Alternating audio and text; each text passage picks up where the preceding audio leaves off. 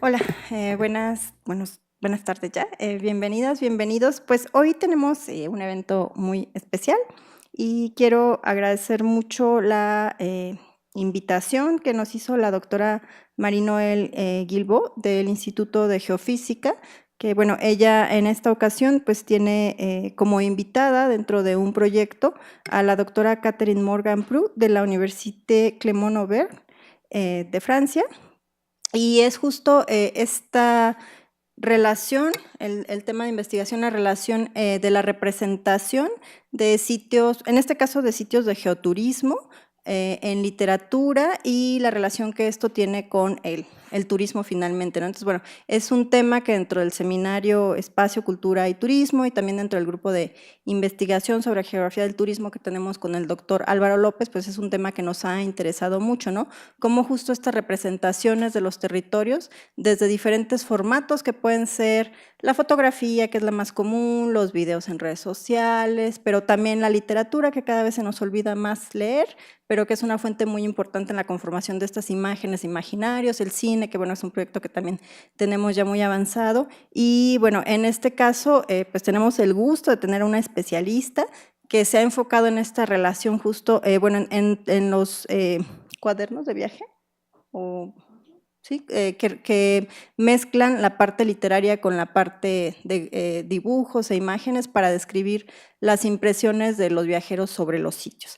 Entonces, bueno, es un honor y un gusto recibir a la doctora Catherine en esta ocasión. Welcome very much. We are very pleased to have you here today, and I think it's going to be very rich for our research group to have you here and share ideas and know how are you developing your research. So very welcome to Mexico and to the Institute of Geography. Y bueno, agradezco también a la doctora, nuevamente a la doctora Marinoel por la invitación para integrarnos a esta estancia de investigación de la doctora Catherine.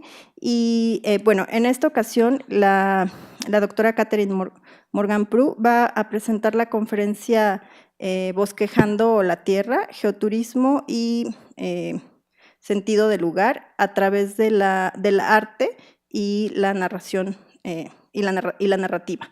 Entonces, bueno, la doctora Marinoel nos va a hacer favor de presentar una muy breve semblanza de la doctora Catherine. Sí, buenas tardes a todos. Entonces, Catherine Morgan-Prou es profesora en la Facultad de Artes y Ciencias Humanas de la Universidad de Clermont-Auvergne en Francia. Enseña inglés a estudiantes de turismo, incluidos futuros guías turísticos, e imparte cursos de literatura de viajes en inglés, tanto a nivel de pregrado como de maestría. Es miembro del Centro de Investigación Centro de Literatura y Sociopoética de la Universidad Clermont-Auvergne, donde su trabajo se centra en la literatura de viajes de países anglófonos. Su investigación explora las representaciones culturales de los viajes con un interés particular en el patrimonio cultural y en las mujeres viajeras. Ha publicado sobre escritores como Isabella Bird, El Maillard y Jeanne Kerouac, la hija de Jacques Kerouac. En 2023 publicó Roadscape, A Social Poetics of the Road con Cambridge Scholar Publishing. El año pasado coorganizó la conferencia internacional The Traveler's Tale, Emergent Forms and Minority Traditions, celebrada en la Universidad de Clermont-Ferrand. Catherine también es miembro activo de la asociación Il faut aller voir, que se traduce como Hay que ir a ver, que organiza el festival anual del Rendez-vous Carnet de Voyage, que es un festival muy grande en la ciudad de Clermont-Ferrand, que es sobre los cuadernos de viaje que nos va a platicar. Está fuertemente comprometida con la movilidad internacional, coordina varias iniciativas Erasmus Plus y promueve enfoques interculturales en la enseñanza. Es bilingüe en inglés y francés, le falta todavía el español. Aquí estamos trabajando. Aporta una perspectiva marcadamente intercultural tanto a su investigación académica como a su práctica docente. Entonces, muchas gracias, Catherine, por venir. Merci, Catherine, de venir. Thank you a lot, Catherine, for being here, and you can start your presentation. Thanks a lot. Thank you. Should I stand up here? Yes, if you prefer. También agradecemos a quienes nos acompañan en línea y bueno, saben que al final de esta presentación pues habrá un momento de preguntas. Pueden hacer las preguntas en español, en línea, tranquilamente o en inglés. Si las hacen en español, los ayudamos a traducirlas. Si las hacen en francés, pues las leemos directamente. Gracias. Thank you very much for your warm welcome from Marie-Noëlle Guibault and from Ilia Alvarado. Thank you for this warm welcome to this world-class university on a world-class campus, a UNESCO status campus, and with a world-class team. I am learning so much while I'm here, and my impressions are how dynamic this team is, how dynamic this university is. It's a real pleasure to be here. So, you see my name, Catherine Morgan Prou. And that you see between Morgan and Prou, there's a little line, un petit trait, and that little line tells a story. It's a love story. Morgan, it tells you my British origin. I'm originally from Britain. And the Prou is a French name because I fell in love with a Frenchman. And we now live in France. And we fell in love on a volcano because we met in the island of La Réunion in the Indian Ocean. And we were climbing up the Piton de la Fournaise. And I thought, he's the man for me. So we lived in La Réunion. Now we live in the Auvergne. Can you see where it says Clermont-Auvergne? Another volcanic region where we have the Chaîne des Puys. And I know some of you have visited and worked and done some research on the Chaîne des Puys.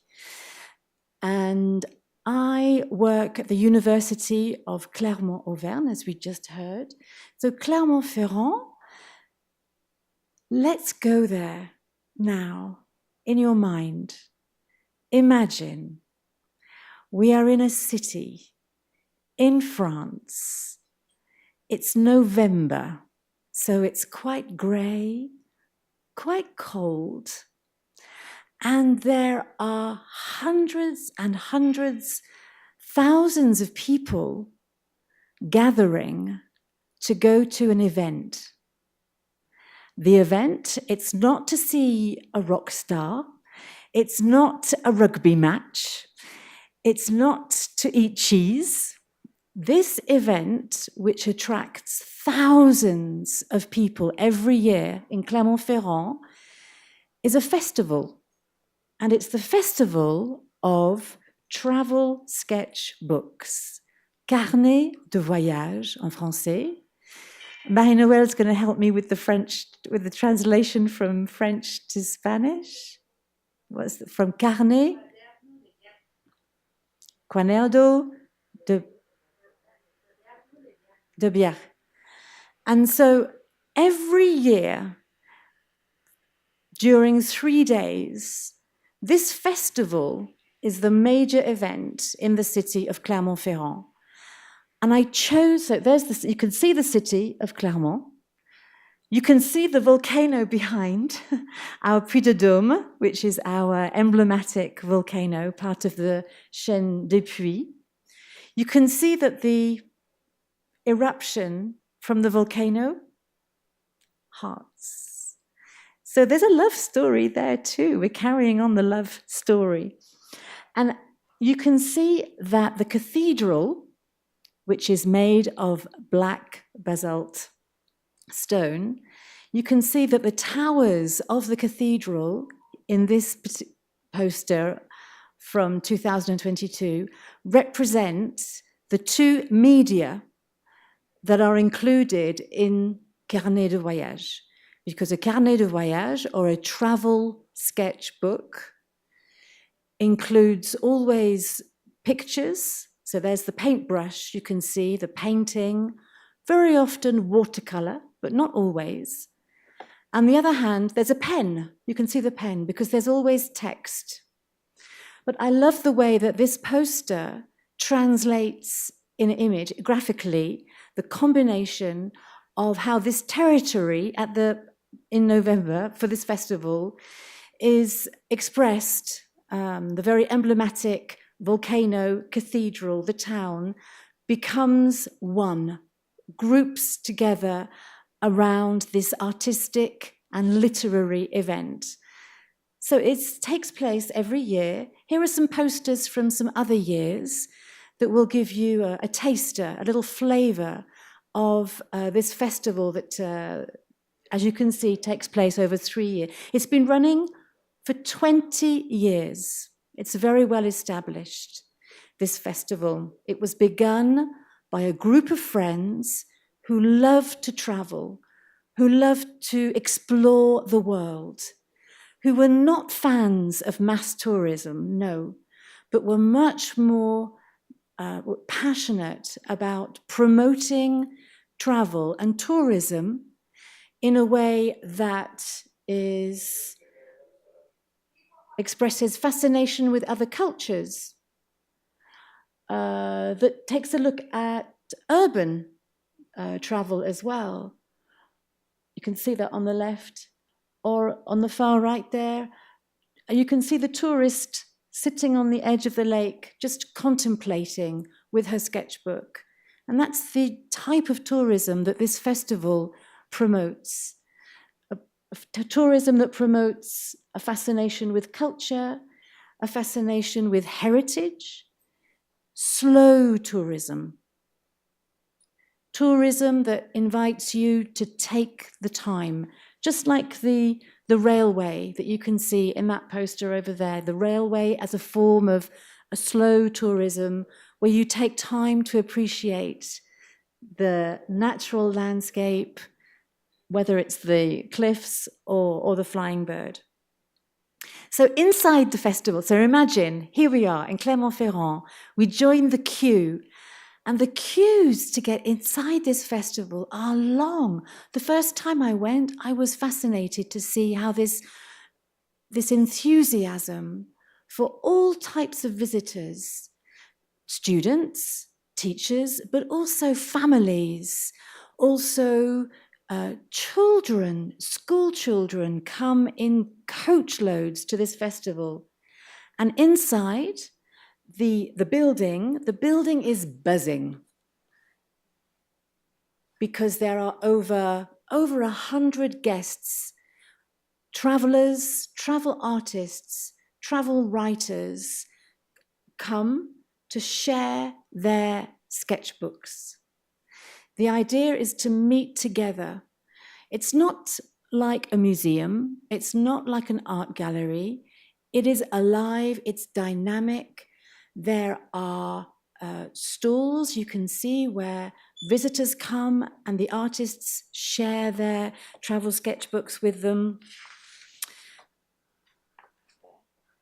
And it's where there are films that are projected, there are performances, there's music and dance, all inspired by this type of travel and this type of travel sketchbook. And the visitors, they come to have a close-up, to touch the textbooks, to enjoy them as a beautiful object. Here is a picture of one of the artists, Mariva Pernin. It was her picture that was on the poster earlier, the picture of the volcano in Lanzarote. And the artists, they come and they paint during the festival. For example, Mariva Pernin, she describes in her travel sketchbook that was on the poster her slow journey in a camper van across Lanzarote, recording what she could see from her van. Here's another travel artist who's very well known in this field. His name is Simon. You can see his travel sketchbooks are on the stand. He even has his suitcase there ready for the next journey. And you can see him signing books because these become bestsellers when they're published. These travel sketchbooks, which are done by amateurs mainly, a few professionals like Simon, many publishing houses choose to print them and publish them because it's a very popular literary form in France. Perhaps not in other countries, but in France, it's become, in terms of, if you study book studies, it's a growing, expanding publication. People love to buy, to read, to give as gifts these travel sketchbooks. And you can see Simon there, he's giving an autograph to his fans. Here is just a couple of other artists who are very well known in this festival, just to give you a flavor of the type of work that they do. Stefano Fratelli, so Franco-Italian, and you can see his journey to Amritsar. He traveled a lot to Nepal, he traveled a lot through India. And you can see the technique here being used. Drawing, line drawing, also painting, but other visual elements too, like stamps, postal stamps, souvenirs, objects, physical, real objects from the journey, like a souvenir, a bit like a scrapbook, perhaps. When you travel, does anybody here keep a diary when you travel? Sometimes you keep a journal and you write what you did in the day, and perhaps you might stick into your journal some elements, some maybe even coins. And this is what he's done here, maybe a matchbox as the real graphic reminder of that journey. Here's another artist who's very popular at the festival. She's invited usually every year. Her name is Stéphanie Ledoux, and this is a page from her travel sketchbook to Madagascar. And you can see how she's painting a portrait of a real person, a person she met on her journey, because when we travel, we make extraordinary meetings with people. We meet people we would never meet otherwise and create memories. So she wanted to keep that memory alive of the person that she met in Madagascar. And look, how did she choose to represent? Was it just on a piece of paper? No, she chose to use a map. So you can see and I've got my geography friends here. We're in the Institute of Geography. You know maps better than me. Perhaps you love maps. If you're a map lover, and Stéphanie Ledoux is a map lover, she has combined her art on a map. So you can see the contours of Madagascar, the towns, and I love the way, can you see how the person is looking? The gaze is combined with a river, one of the rivers in Madagascar. So there's a fusion between the way that the person is gazing, the fluidity of the river, in a beautiful poetry of art, portrait, and landscape coming together to create something very memorable. Of course, this isn't a recent invention. There's a long tradition of travelers creating art as they travel, while they're on their journey, while they're outside. I'm British, and I'm come from I know in British, when they travel, there's been a long tradition of artists, for example, William Turner, who you know was a very innovative, experimental artist, who when he traveled wanted to capture the movement of being outside, the excitement of capturing the clouds moving, or to capture the sky over the ocean. And these sketchbooks which Turner created as a first version of his watercolors to come, they're still very precious to us. Because they remind us of this act of being outside, in situ, and this way of capturing the landscape. His sketchbooks and drawings are in the Tate in London, which we can visit and enjoy and study today. But also from France, we have the French tradition as well of artists who went outside, left the studio, and here we have Delacroix, Eugène Delacroix, who you might be familiar with for his romantic style of art. He was invited to accompany a political delegation in 1832 to go to Morocco to record a diplomatic journey. And this is how he did it, capturing what he saw, not just officially, but in the streets, the people that he observed.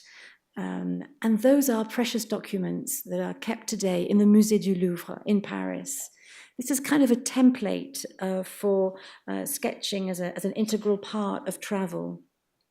Just now we were talking about Humboldt, and who did so much traveling, the 19th century explorer who wanted to document and record so much of his scientific discoveries back to Europe. Here's just one page of his work, his diaries. He created volumes of travel diaries. Here's just one page where he records some fish that he knew species for him. But again, you see this combination of sketching and text fusing together to become in a creative way. So my research question is, I want to explore how art and narrative, storytelling, how can it contribute to the understanding of earth sciences? We have an earth sciences project at the moment with the ECOS. So I turn my attention to how does this form, this particular form of art and storytelling, from a scientific standpoint, how can these artists and storytellers contribute today to our recording and understanding of earth sciences? Who are the modern counterparts of Humboldt, of Turner, of Delacroix? And how can they enrich geotourism as both an educational and emotional experience? Geotourism. Let's spend a minute focusing on geotourism, which you practice regularly as geographers, as geologists. Here is a photograph that was taken just this weekend, thanks to, it was an excursion that was organized by the rock stars of the Geophysics Institute that some of you were part of. And this was a wonderful example of geotourism. We were geotourists on Saturday, climbing up the volcano of Chitli, going down, sliding down in my case, and walking back up the crater. It was a very, very memorable experience. It's one example of a whole variety of tourism, a practice that is now being theorized, that's being studied and analyzed by academics who want to understand better the practice of geotourism, going to sites where geology, whether it's on the sites itself, but museums and exhibitions, which help us to learn about geography too. So some of the academics who are looking at geotourism in the field, I would say the major academics, certainly from in the British academics, Thomas Hose from the University of Bristol is a major researcher in the field of geotourism. And it's a field that he really, from an academic point of view, he really launched that in the 1990s. This is what he says, that it's the provision of interpretive and service facilities to promote the values and societal benefit. So society is there, of geological and geomorphical sites and their materials, and to ensure their conservation for the use of students, tourists, and casual recreationalists. So key words there is society, societal benefit, conservation, so the concept of durability, sustainability, conservation, and the public. Who is this for? It's for students, yes. Tourists, yes. And recreationalists. It's for everybody, not just for an elite few. He's already talking about story. You see that one, the title of that academic paper is Selling the Story of Britain's Stone. So storytelling, already important here. Also, Dowling and Newsom, more recently in the 2000s, have really developed this field in academia and have written a lot on how they define the parameters of geotourism. A form of natural area tourism specifically focuses on geology and landscape.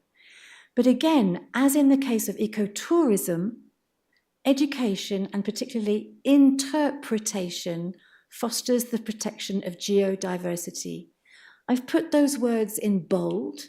Interpretation is key in order for these geosites to be visited in a way that people who are not specialists, in a way that they can understand and appreciate.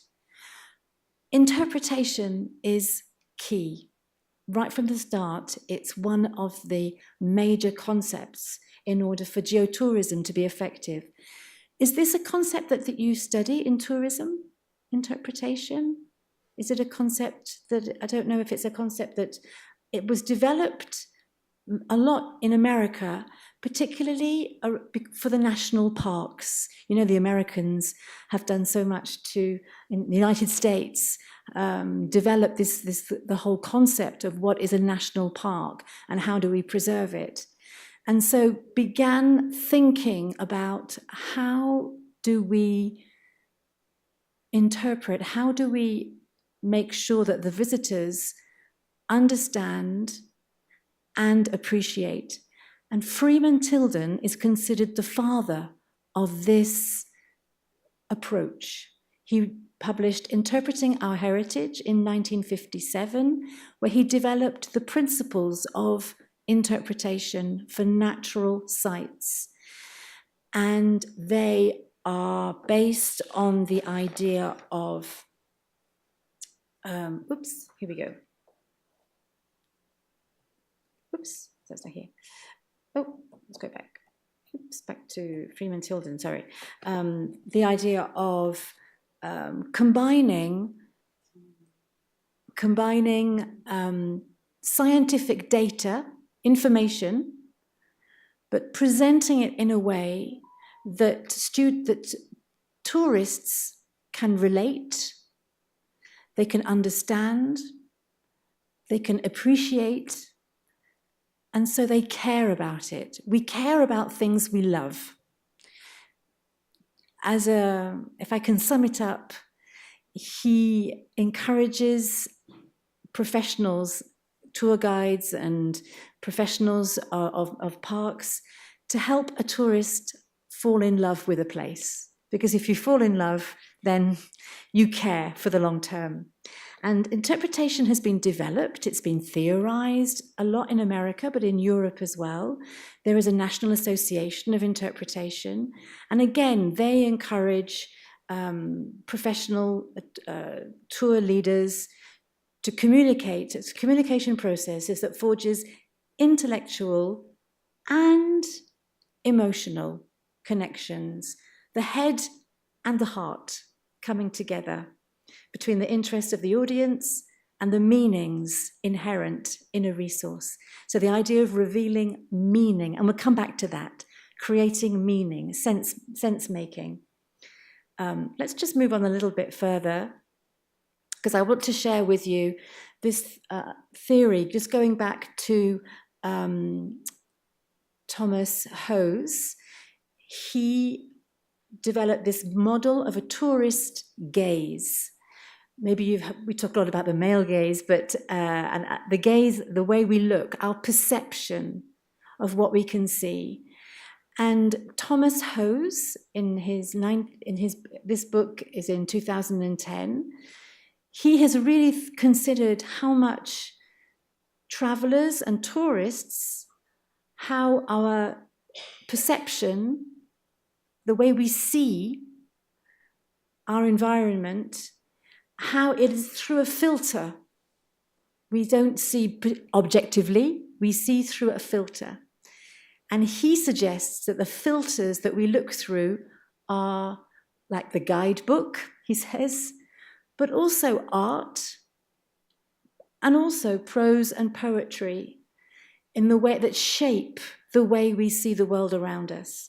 So let's focus a little bit more on visual art, prose and poetry. We could add film. We were talking about film earlier, which is part of those, the media.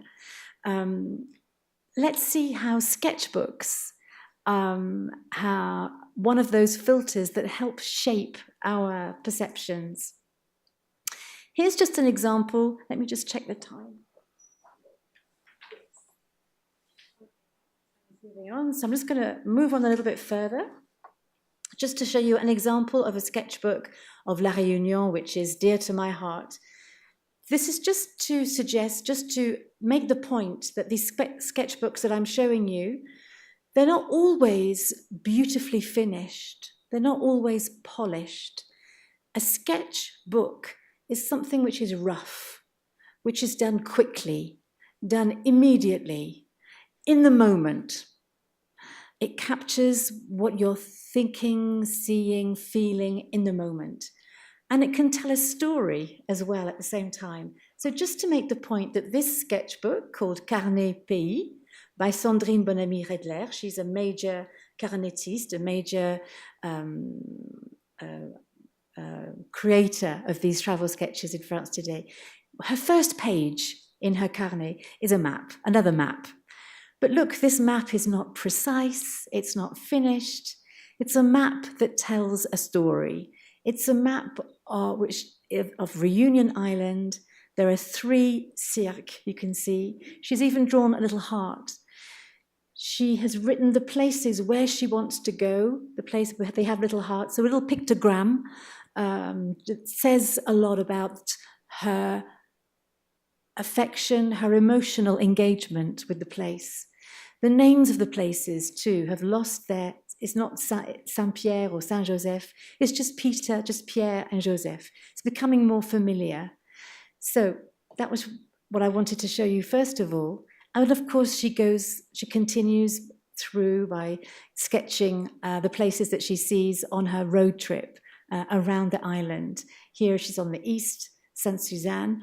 And you can see the landscape here of the Piton de la Fournaise, how it's rough, it's immediate, but also compelling in its way. And you can see how she's telling the story of her journey. I'm going to focus on some sketchbooks that are related to a geosite in the Chaîne des Puys. I know that in the Chaîne des Puys, there are various places that tourists come, and one of them is called Vulcania. It's like and it's an attraction where You can see the buildings there, the cone in the shape of a volcanic cone. Visitors come to learn about volcanoes in the chaîne des Puys, in the volcanoes of the Auvergne, in a way that's scientific, but also it's fun. Vulcania has chosen to become a partner of the festival, the Rendezvous du Carnet de Voyage that we saw the poster of earlier. This partnership includes giving a prize every year to an artist traveler who creates a sketchbook based on earth sciences. Here is the competition. This is for 2025. You recognize the cone of Vulcania. It's right opposite the Lantégie volcano that many of you are familiar with, and Ben van Wyk de Vries has worked on Lantégie. Just over the road on the same site, we have this attraction, a tourist attraction. It's one of the major tourist attractions of the Auvergne. And inviting people to say, enter our competition, create a travel sketchbook inspired by an adventure of the earth. And if you win, there's prize money, we will finance another journey, and there will be an exhibition. So I just want to share with you a selection of some pages of these sketchbooks to show you some examples of interpretation, how these sketchbooks use emotion and storytelling to communicate an interest and a passion, even a love for earth sciences. As we go through, make a note. Is there one page? Is there one slide which captures your attention? At the end, tell me which one touches you. Tell me one picture which touches you, and we can just share our thoughts. This is an artist by Giovanni Cocco, so French, Italian, French, and this is a page from his travel sketchbook called Volcan, as you can see, and he's just using, I think, the physical, would they be vents inside the volcano? He's transforming the vents into letters of the word volcano. I think it's a very creative, graphic way to illustrate the way that the graphically how his experience of the volcano, he writes it in words, and the words are inscribed, if you like, or carry the magma of the volcano. Here's an example by Aurélie Bourdin. She won the prize in 2022 for her travel sketchbook, Aquarelle et Sac à dos, watercolor and rucksack. And she's in La Réunion. Okay, it's a recurring theme here. You might have picked that up. So we have scientific data with the eruption, explaining to a beginner like me how the volcano erupts. What are the technical terms to describe what's happening as the volcano erupts?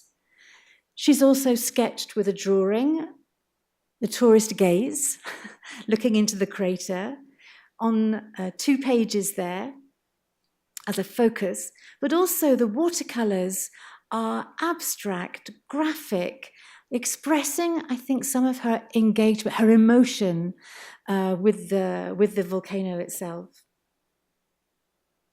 Here's a page where she sketched her guide. I love this page. It reminds me of the guide, our guide on Saturday. What was his name? That we had a guide to Chitli. Geronimo. It looks a little bit like him, I think. This is the guide in La Réunion. But again, telling a story. Her journey was thanks to a guide. He enabled this journey.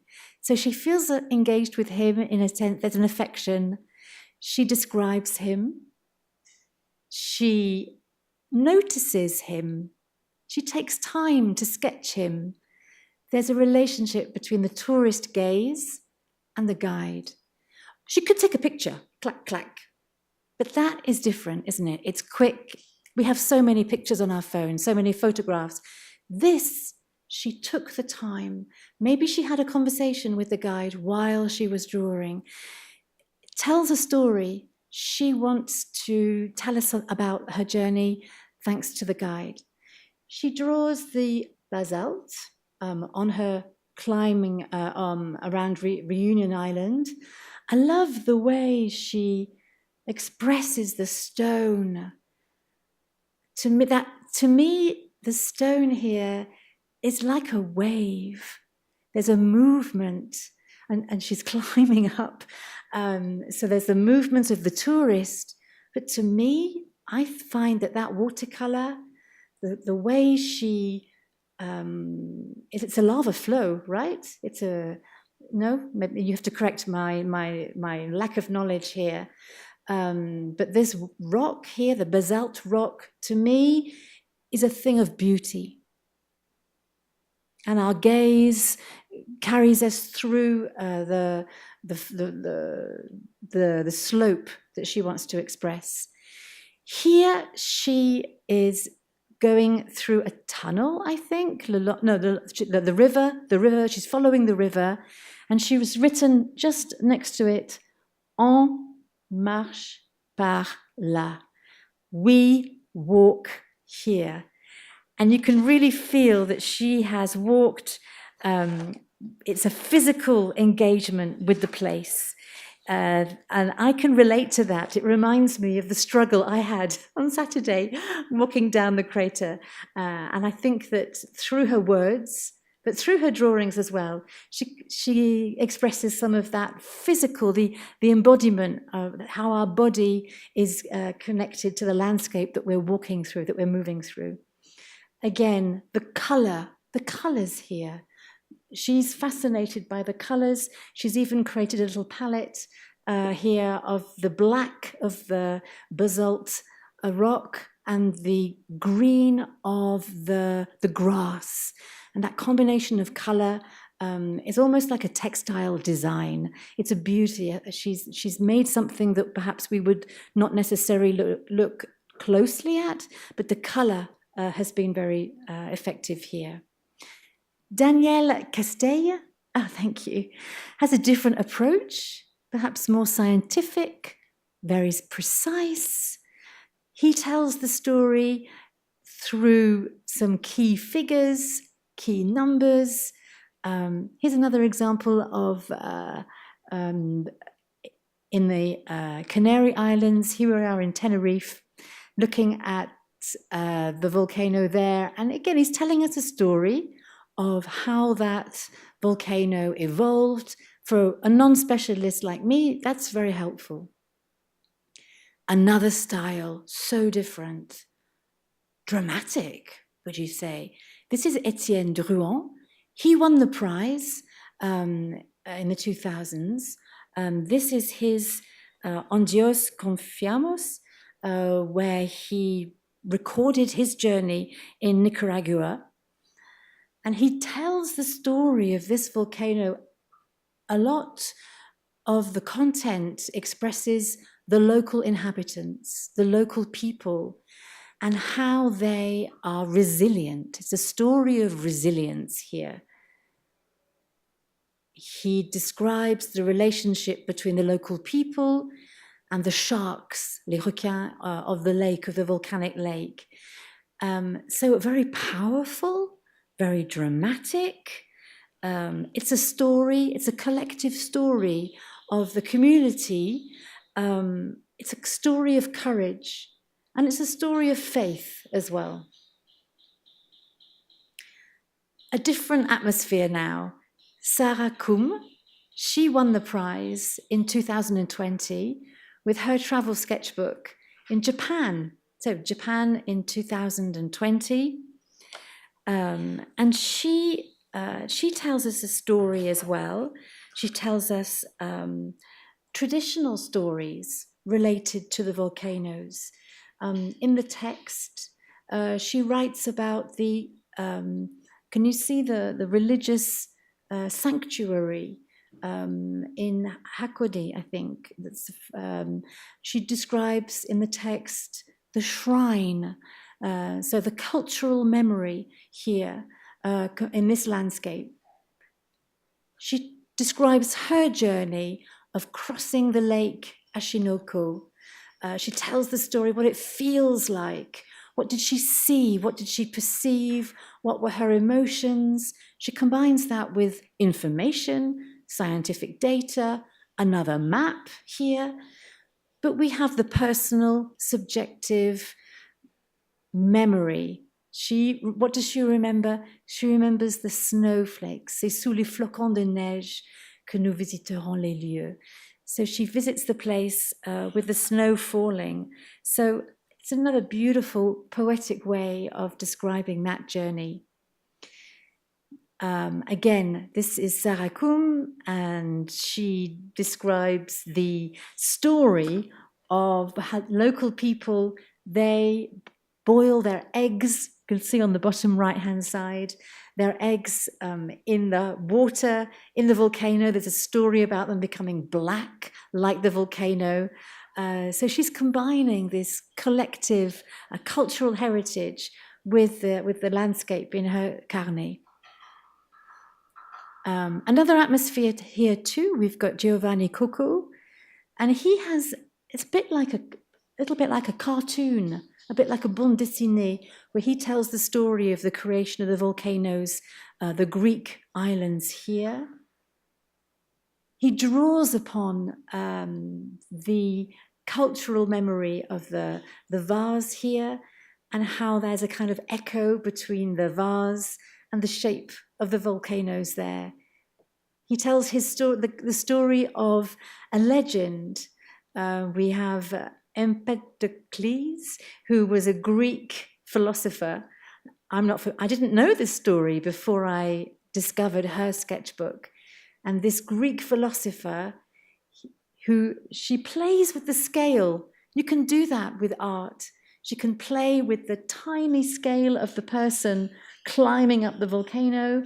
She does a zoom, just like a camera zoom in a film. And we see this figure. We see Empedocles, who climbed up the volcano. And according to the legend, he threw himself into the volcano. But the volcano threw back his sandals to demonstrate that he was mortal. He wasn't immortal like the gods.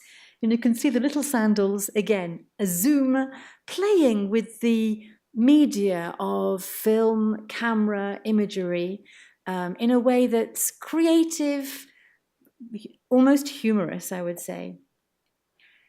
I'm just going to move on. How much time? Il reste combien de temps pour... I'll just maybe finish with this one. 10 minutes, okay. Storytelling here, this was a travel sketchbook that was the prize winner in 2012 by Jean-Gilbert Capieto. This is the cover of his sketchbook. Again, we're in Nicaragua.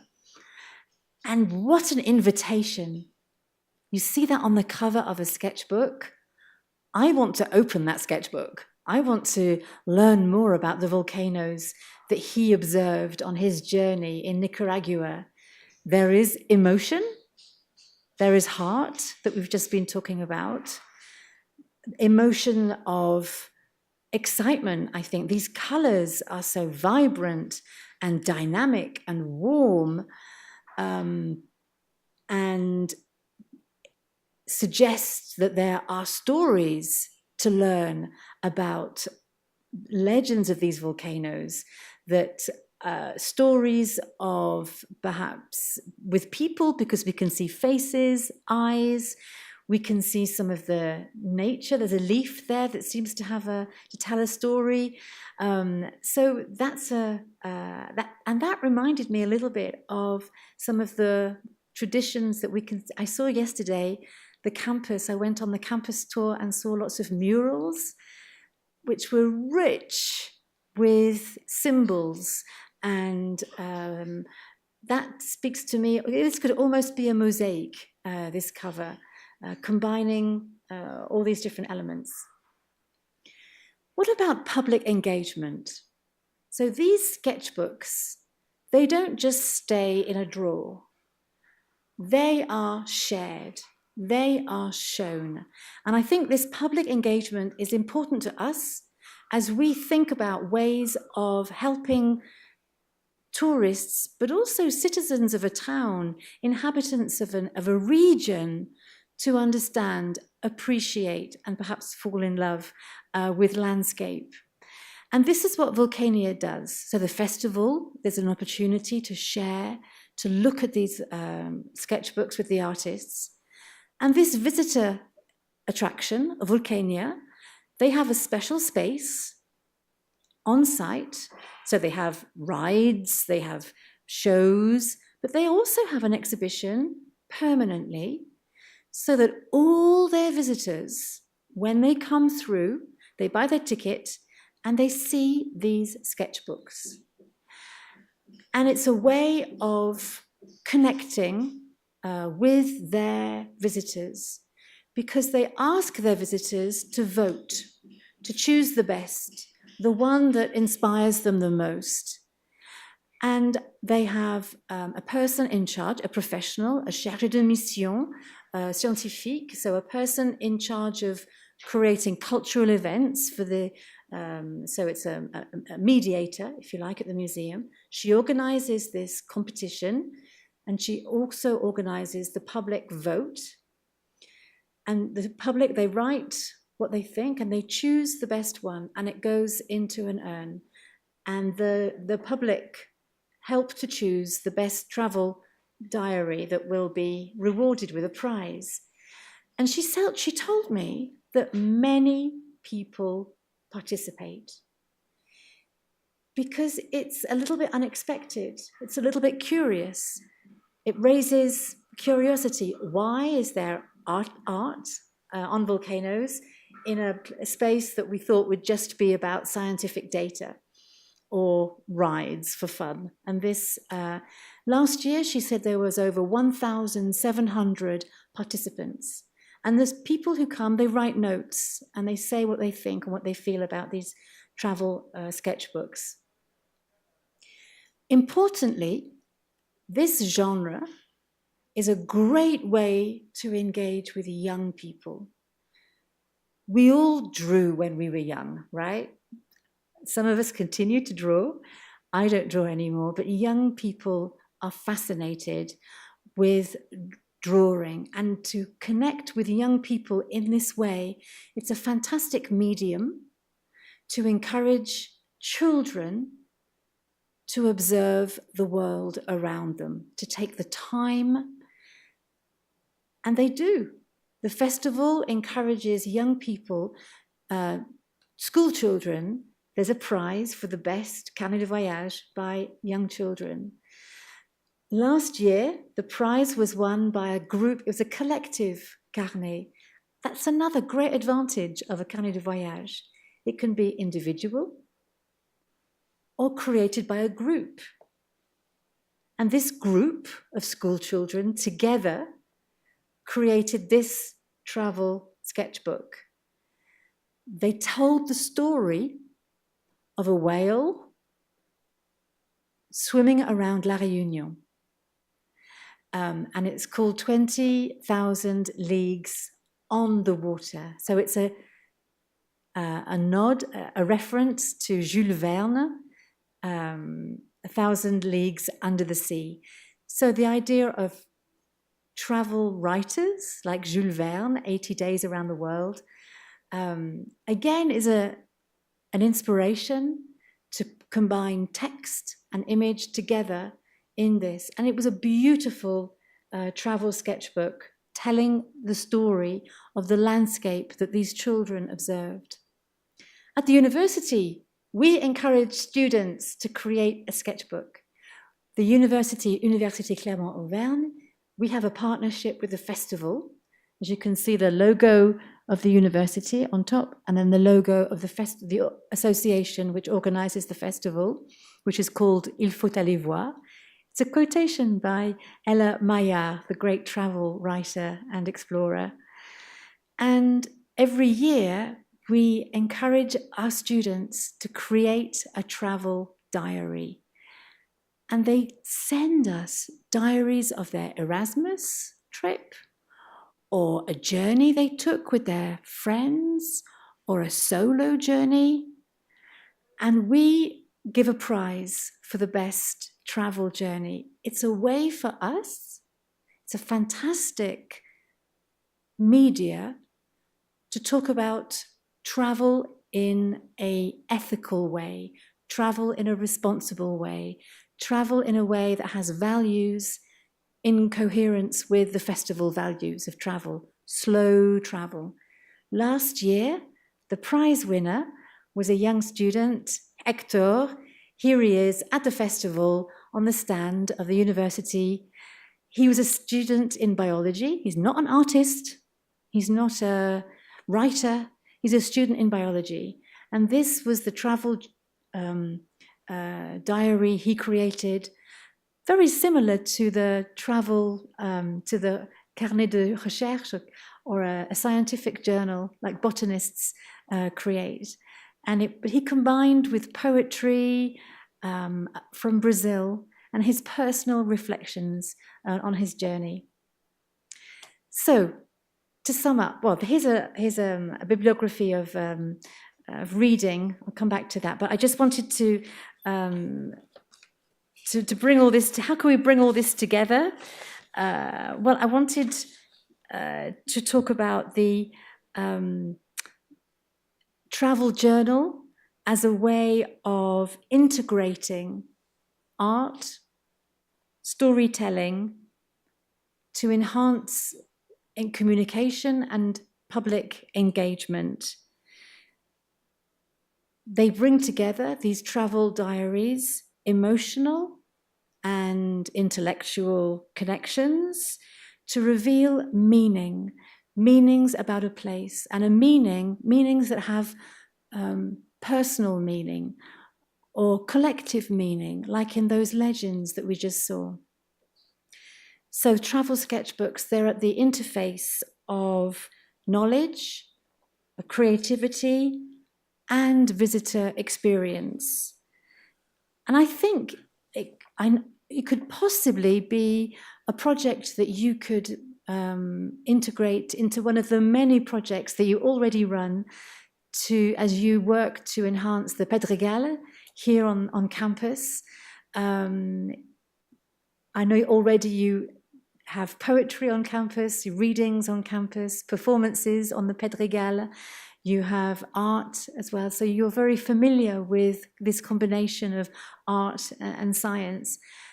The travel sketchbooks are very easy, it's very economical, you just need paper and a pen and some colors, but it's a very creative, a very memorable experience to create one, and it could be a way of helping visitors to fall in love again with the Pedregal on the campus. So that brings me to the end of my presentation. Thank you so much.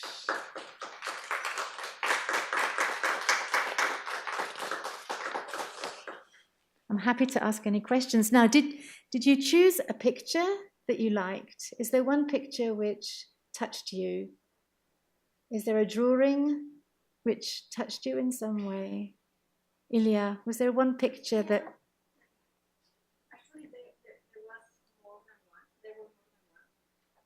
Which is there one that you just one that you remember?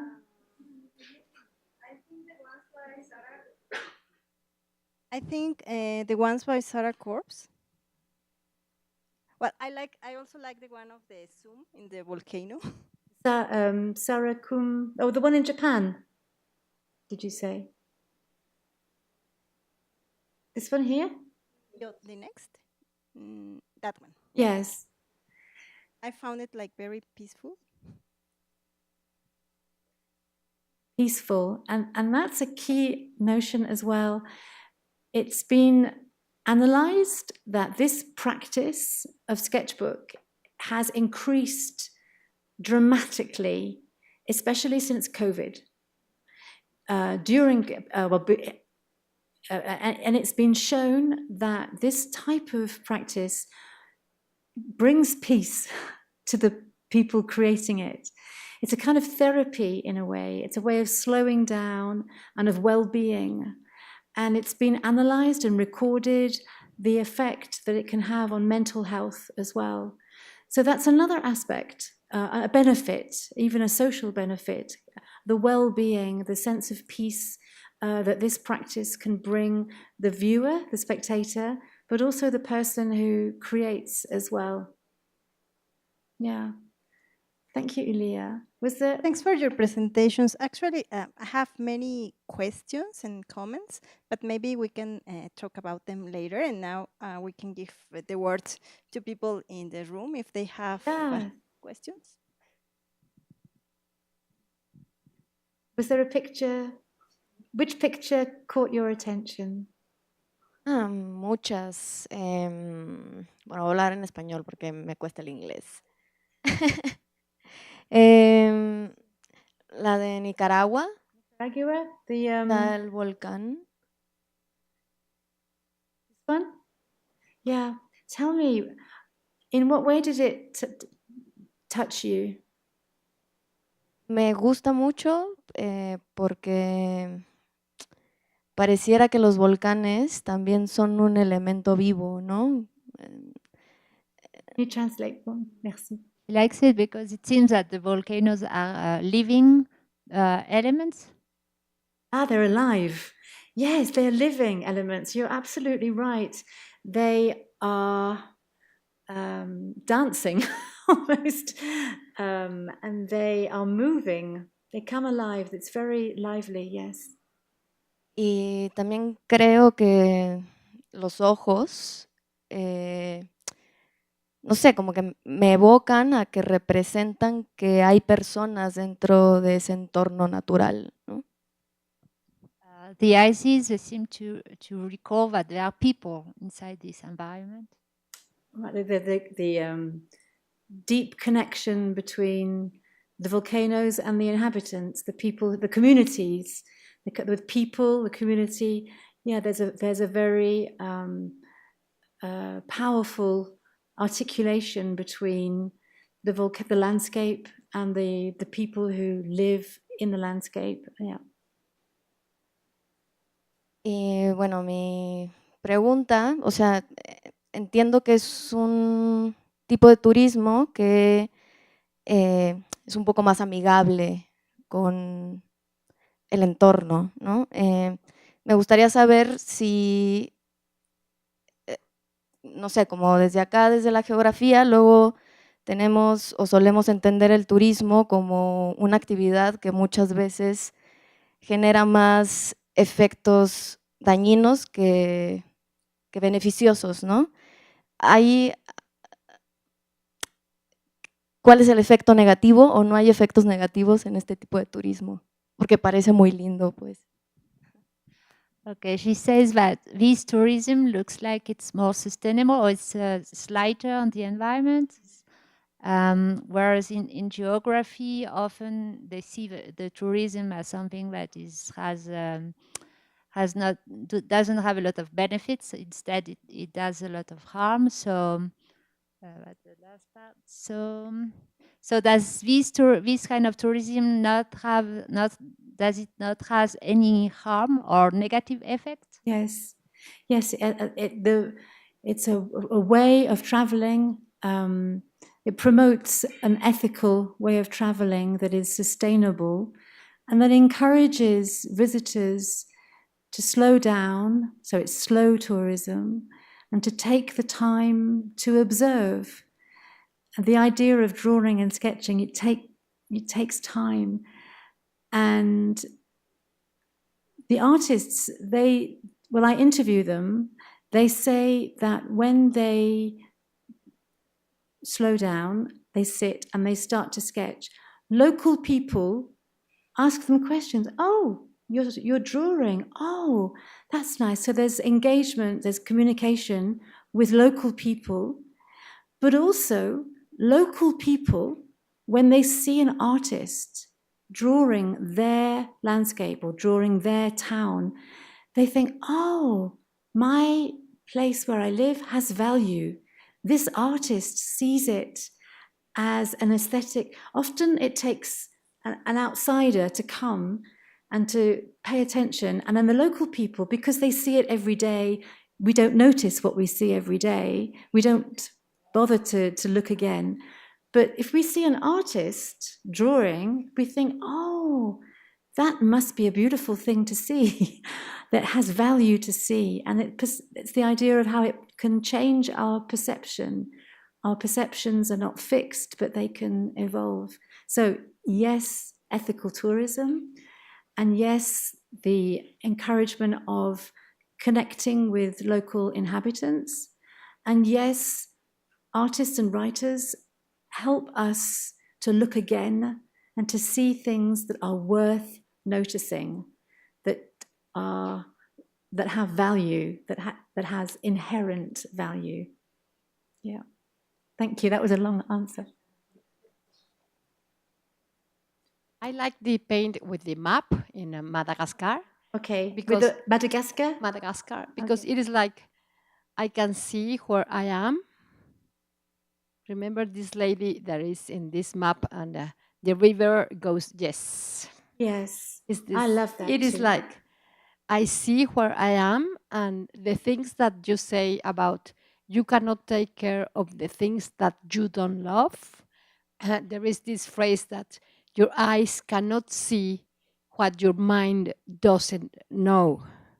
So all the your presentation is like awake, no? We need to awake. Yes. Yes, to be awake. To be awake, like in notice. everything, you know, Yes. to notice, to Notice. Yes.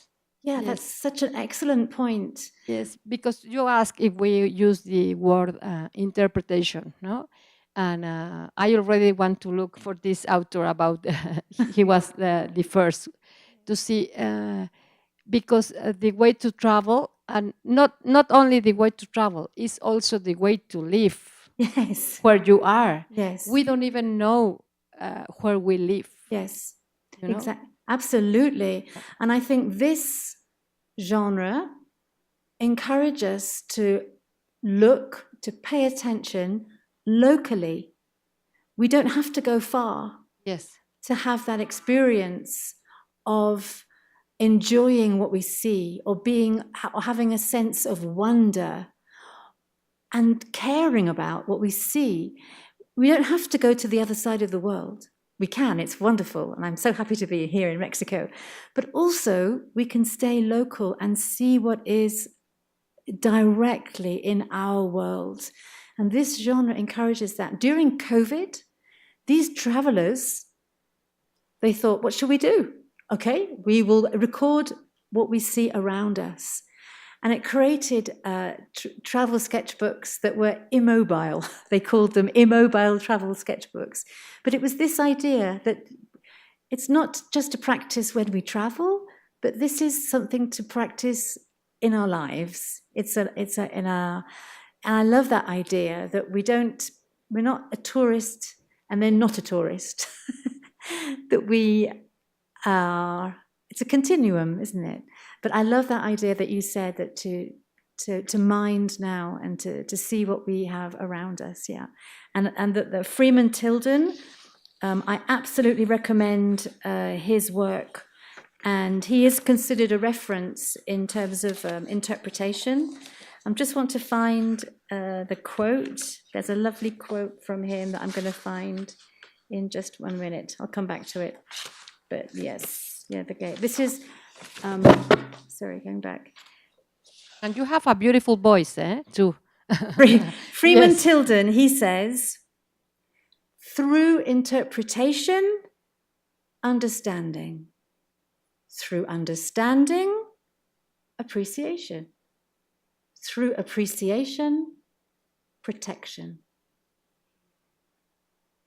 basically, if we love something, we care for it. So I tell my guides, I teach students who are going to become guides. And I say to my students, your job, your mission is to make your visitor fall in love with a place. And fall in love with a place that might be quite ordinary.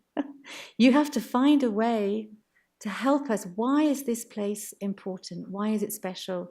And to do that thinking. And then if you help your visitor to understand a place, appreciate a place, you will care for the place. Yeah. And that was Freeman Tilden. So I think it's very pertinent here. Thank you. You. Silke, what's your picture? I know you have an artist's eye. I like every picture. This one, but also this with the letters. Well, I like your talk and how you began talking about love. I like this, and also the one where the man is going up to the volcano, and then the shoes are Yeah. It's funny. I like that. Yes, and I think that this genre, there's a humor often is used, and also I think it borrows from the cartoon tradition, like in France and Belgium, but they are using the bande dessinée art form as a way of telling a story and representing here. But this, to me, sparks my curiosity, I think. This story, as somebody who I don't know these volcanoes, this is Etna, but the way I love the way the little dot is the man. Then we have the zoom, and then the volcano throws out just to remind him he's just a human. There's a kind of a dynamic there. He didn't ask for permission to go up there. No, yeah, so, right, yeah. Who do you think you are? Yeah. Again, and also we have two languages here, and I think this form can play with language. It can play with visually, but I love the way this form plays with language and words. And here we've got like a bilingual travel book with Italian and French. I use this in the classroom. I teach students English, and I encourage them to create a travel sketchbook. We go on little tours locally in Clermont-Ferrand. We go outside the university, we go to the park, not far, just over the road, we go to the park. And we have a travel book. I said, we're going to go on a journey, but it's local. It's around the university. And we have our travel books, and we go for a little walk, and then I say, stop. What do you see? What do you feel? What's important here? Maybe a word, maybe a color, just something. And we go for a little more walk, and then we do some more. And then afterwards, and it's just spontaneous, no ambition, it's unpretentious, there's no artistic ambition, but afterwards we share. And it's a way of sharing the different impressions, different experiences, same journey, same walk, but we all come back with our own story. And I think and the writing for me is a great exercise because I teach them English, so it's a bit different. It's ludique, if you like. It's more fun, more creative, and we can play with it. Yeah. Ilya, you had another question? I have a very complex idea. I don't know if I'm going to be able to summarize it and express it in English. But as you were speaking, and I understood what is the sketchbook about, I was thinking that, in fact, it is a very useful tool to promote another kind of tourism, no?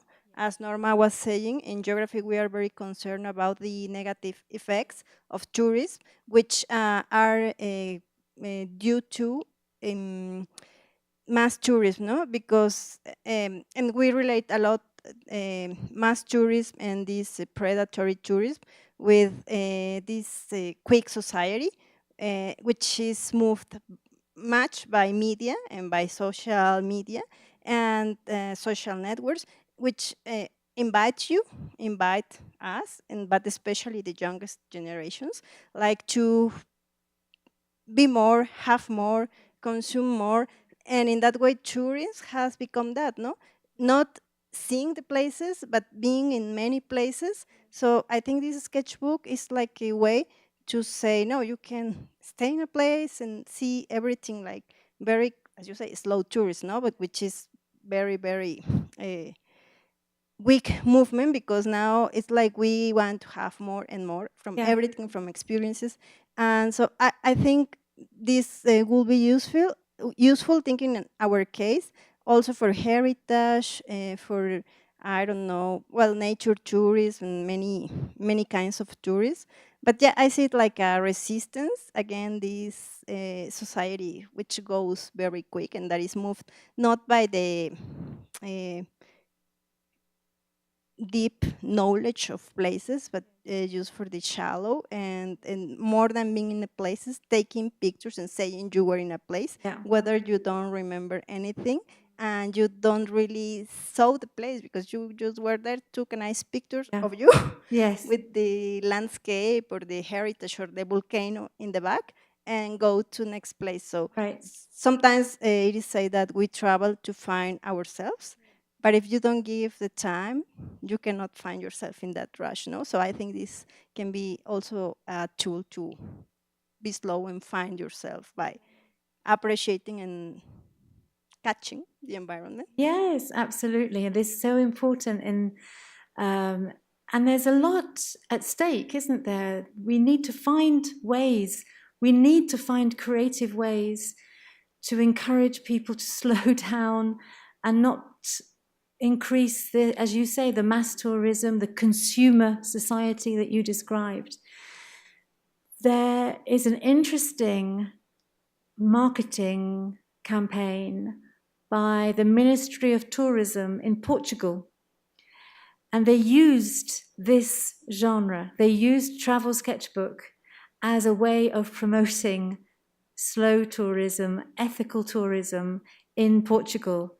I don't know if I have access, maybe I'll send it to you. I'll send you a video of, it's a very short 3-minute video, where the Ministry of Tourism of Portugal, to promote the country in a way that to encourage travelers and tourists to come, to take their time, not to be superficial, not mass tourism, click, click, click, but to take their time and discover corners of Portugal which had beautiful gems, but were not being paid attention to. And they invited the travel artists and a writer to come together, and for each region, I think there were 7 regions, so there were 7 artists and 7 writers together, and they created travel books, which are now published. And it was a marketing campaign with videos, and just as an example of to encourage that type of tourism. I think it's a great example of how tourism, the Ministry of Tourism, so at a political level, it was a political choice to invest in that type of tourism campaign. I think they're kind of, and they're showing the way of how can we find ways that are inventive. We have to invent new ways to encourage people to slow down and practice ethical tourism. Yeah. I found very inspiring your conference, because it gives ideas, and there are other possible ways to practice and to promote tourism. This is one of them, but I've been thinking like 3 or more. Yeah.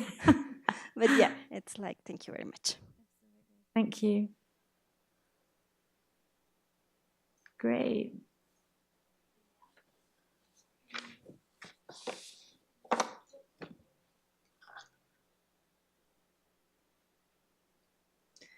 just to round it up, because we're in an academic setting, that very recently the travel sketchbooks have become a field of study in academia.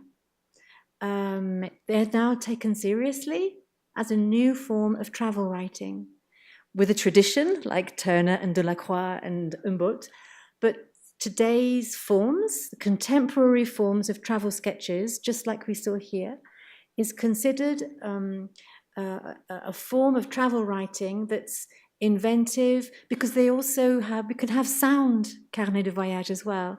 So it's inventive, it has society benefits, like you were saying, for lots of different reasons. So there are now academics who are studying carnet de voyage as an academic field in terms of literature, for literature studies anyway. But it's a good cross between tourism and literature. It comes, and art, it comes together, interdisciplinary in that way. But we're starting to see conferences, academic papers, doctorates, thesis on this field. So it's a very, very contemporary movement in contemporary field of interest in the discipline. Yeah. Well, thank you. There we go. Thank you very much, Catherine. Oh, it's a pleasure. Could I promised my friends at the festival. Can you take a photograph of me with maybe just the first slide, so that I can tell them at the festival, because they were very excited to know that they were going to be talked about in Mexico here. Here we go.